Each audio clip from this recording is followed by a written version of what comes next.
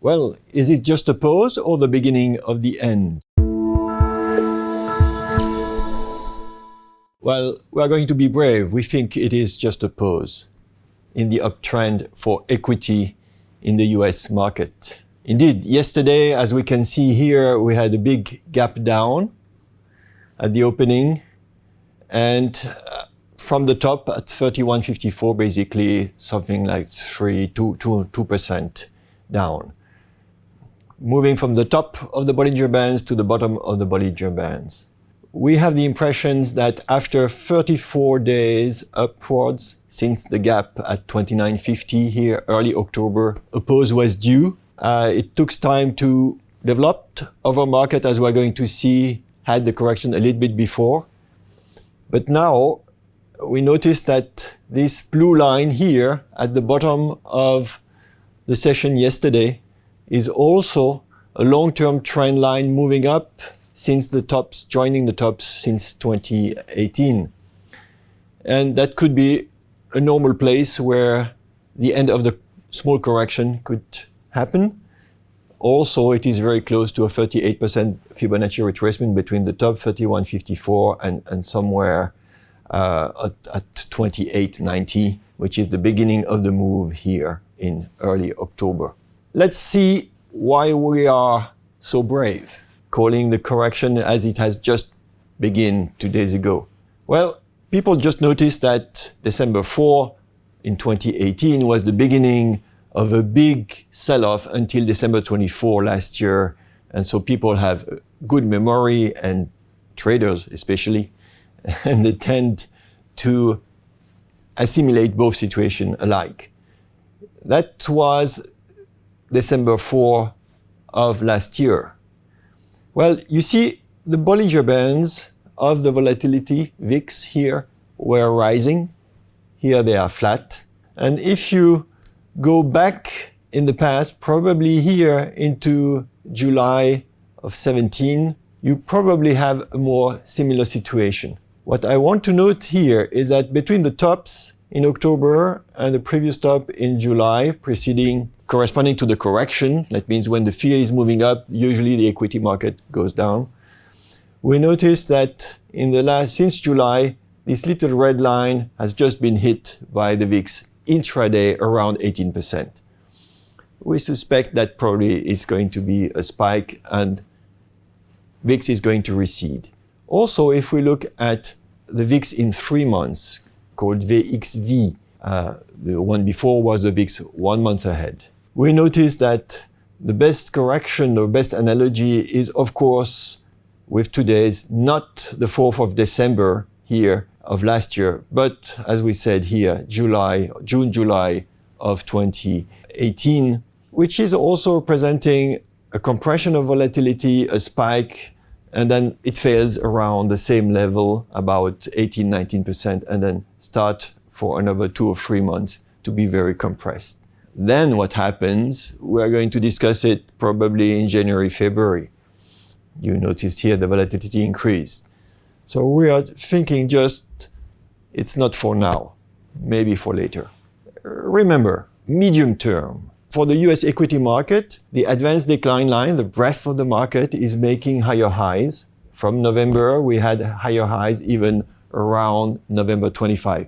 And even though you can look very short term and notice with this little engulfing pattern on the day after Thanksgiving, a kind of a mini warning of what has come on Monday and Tuesday, the message, medium term, is that the breadth of the market is here, and therefore there is no signal of an imminent major top. So what we just witnessed is on November 25 at 31.54, top of the S&P 500 is minor top, not a final top. Also, if we look at US interest rate, the 10-year yield, what we notice is since 197, it declined since already the first week of November all the way to 173, now to 170.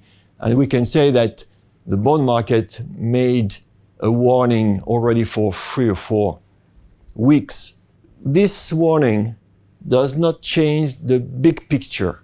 The big picture we had is a rotation into value from growth stocks, and also the fact that US interest rates were rising, that's what we saw before, inducing outperformance of financial over-utilities. And we see here that this little pause here we've got in this ratio is just really a small correction compared to the movement we had since the beginning of October. And therefore, the upside, the continuation of this new uptrend is expected to continue. Same thing for industrial versus discretionary.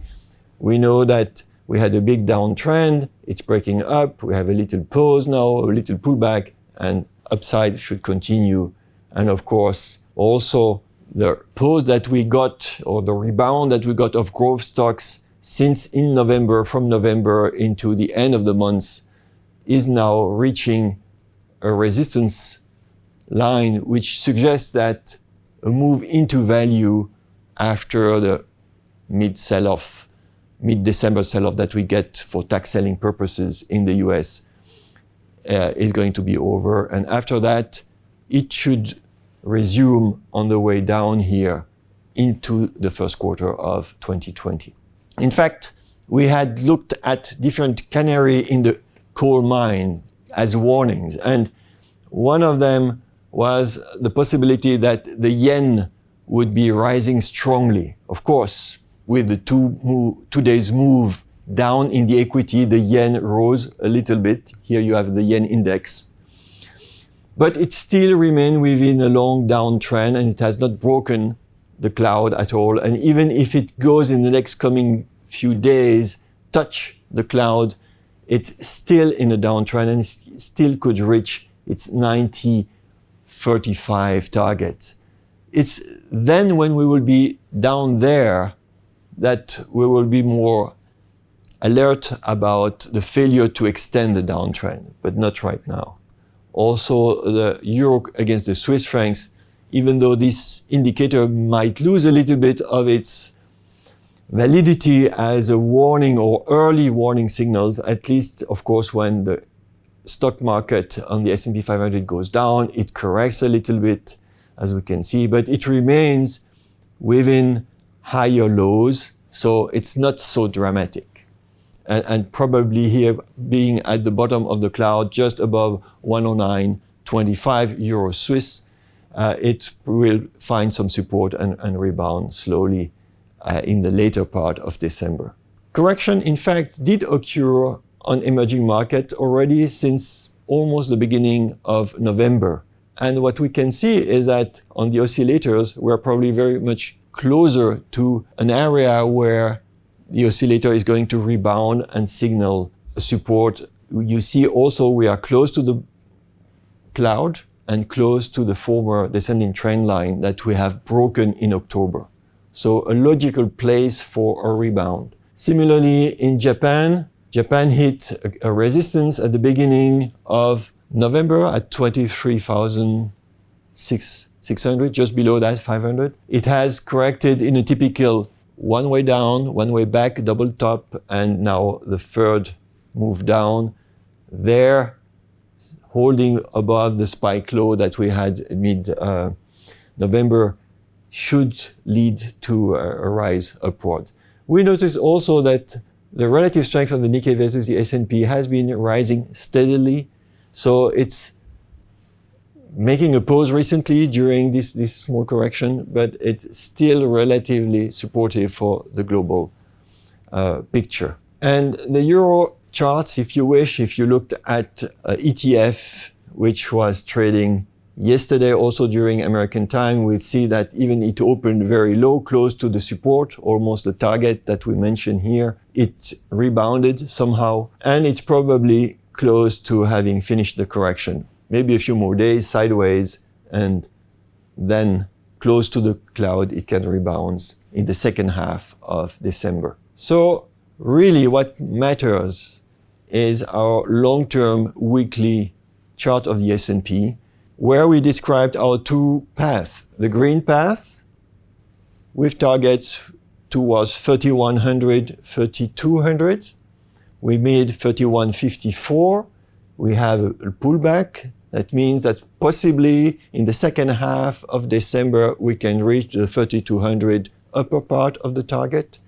But we should keep in mind that, in fact, when we look at the development of the price action since the beginning of 2019, it's likely that the uptrend, if it holds above these blue lines here, extends toward 33.23, 33.40 up into the first quarter of 2020.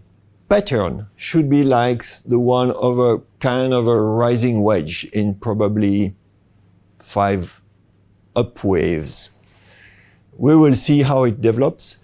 Of course, here we are just at the support, close to the 38% retracement from 31.54 to the 28.55 here. This is usually an area where if it holds above that level, that means upside can extend. And we don't think we are going to break it very strongly and even to reach the 50% retracement, which would be a little bit below 30.40, around 3,000. I think it's going to be such a gift to go all the way back to 3,000 that the market will not let it happen. So look at here where we are on the momentum side. We are in the medium part of the oscillator at 50%. That means a relatively neutral situation. It's not yet fully overbought, but if you assume a little retest of this spike low that we had yesterday, in the coming 3 or 4 days or 10 days maximum, then the oversold situation will allow the market to resume its upside from mid-December into January. And we'll be talking to you in 2 weeks to see if that scenario develops. Thank you for watching.